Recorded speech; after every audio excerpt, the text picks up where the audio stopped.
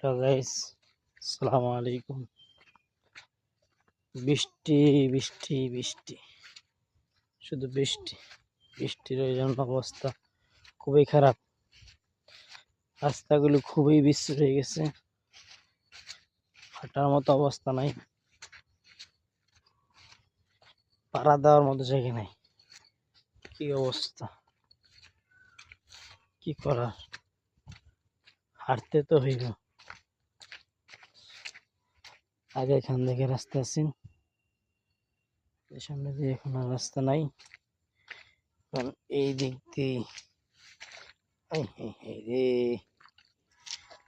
আল্লাহ আল্লাহ, এদিক দিয়ে পানি আছে। আল্লাহ রে, অবস্থা খুবই নাজুক।